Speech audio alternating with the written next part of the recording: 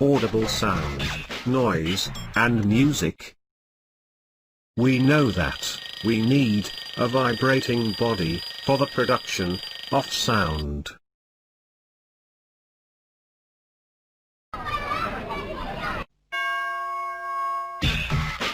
But we cannot hear the sound of all vibrating bodies. For human ear, the range of audible frequencies is roughly from 20 to 20,000 Hz.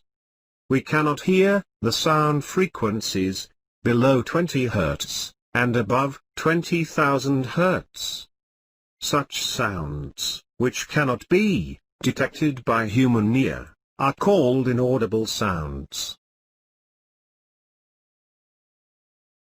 Some animals, like dogs, can hear sounds of frequencies higher than 20,000 Hz.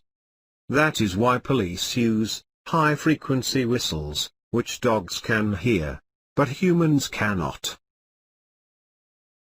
Ultrasound equipments, used for investigating and tracking many medical problems, work at frequencies higher than 20,000 Hz. Now, after knowing the audible and inaudible sound frequencies, let us study about noise and music we hear. This is Kevin. He is playing loud music on the music player. His mother asks him to lower the volume, as she is not able to concentrate on her reading. From the situation, we understand that very loud sounds are unpleasant. Such sounds are called noise. Some more examples of noise are sounds produced by horns of buses and the trucks, etc. Or, when in a classroom, all the students speak together.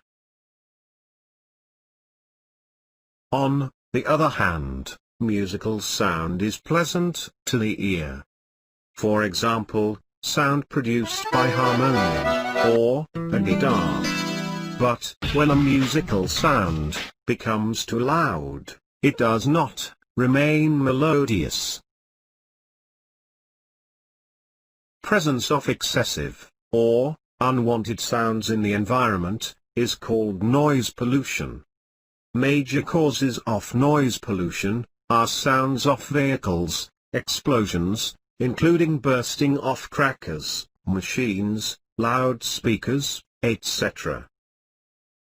At-home television and radio, at high volumes, some kitchen appliances, desert coolers, air conditioners contribute to noise pollution. Presence of excessive noise in the surroundings may cause many health-related problems, like lack of sleep, high blood pressure, and anxiety.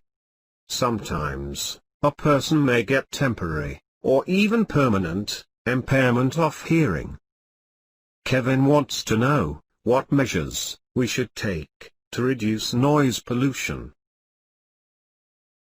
Teacher explains that, to reduce the noise, we must control the sources of noise. For that, silencing devices must be installed in aircraft engines, transport vehicles, industrial machines, and home appliances.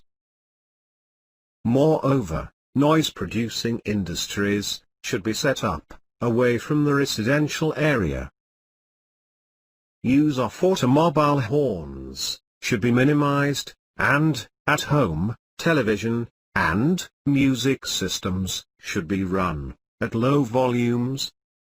And, the most important measure is to plant the trees along the roads and buildings. This will not only reduce the noise pollution, but also reduce air pollution. Thus, we learnt about audible frequencies of sound, noise, and noise pollution.